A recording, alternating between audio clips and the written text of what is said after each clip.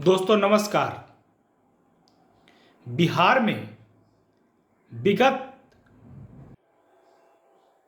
30 वर्षों से ऊपर या फिर यूं कहूं कि 1990 के बाद अभी 2023 चल रहा है, यानी कि 33 वर्ष तक लालू नीतीश की सरकार रही है।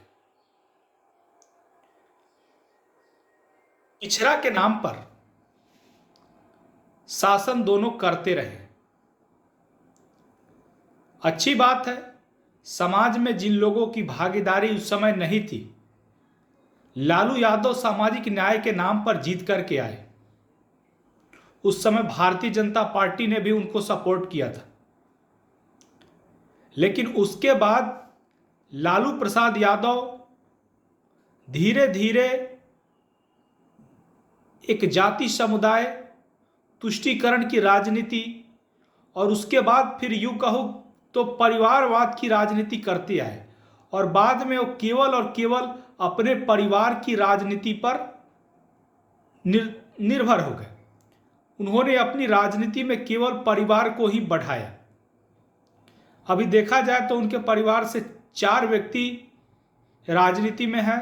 पूर्व मुख्यमंत्री आदरणीय राबड़ी देवी जी, तेजस्वी प्रसाद यादव जी जो कि बिहार के उप मुख्यमंत्री हैं, तेज प्रताप यादव जी और मीसा भारती राज्यसभा सदस्य हैं।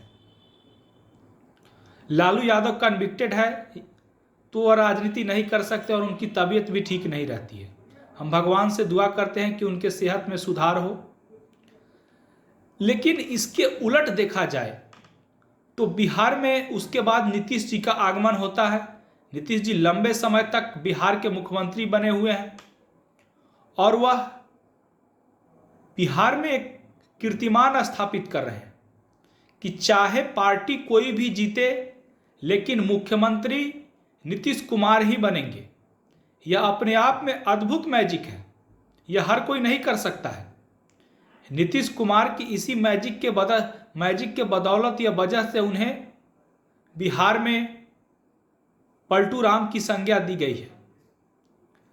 तो यह चलिए ये सब तो पॉलिटिकल बातें हो गई, पॉलिटिकल व्यंग हो गए। लेकिन मैं मुद्दे पर आता हूं, बुनियादी मुद्दे पर। आखिर इन 33 वर्षों में बिहार का विकास क्यों नहीं हुआ? शिक्षा और स्वास्थ्य जैसे जो प्राथमिक और प्राइमरी मुद्दे हैं, उनमें आज भी बिहार क्यों पिछड़ा हुआ है? बिहार से भारी मात्रा में मजदूर दूसरे राज्य में कमाने के लिए, रोजी रोटी चलाने के लिए आखिर क्यों जाते हैं? यह अपने आप में एक गंभीर सवाल है।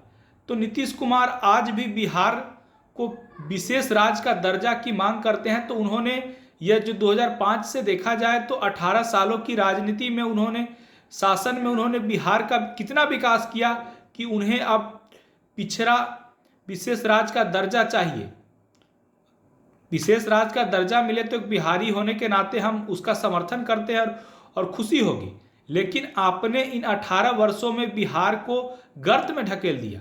बिहार में जो शिक्षा और स्वास्थ्य जैसे मुद्दे थे, आज बच्चे प्राइमरी स्कूलों तक ही शिक्षा ग्रहण करके बिहार में बहुत हद तक रह जाते हैं।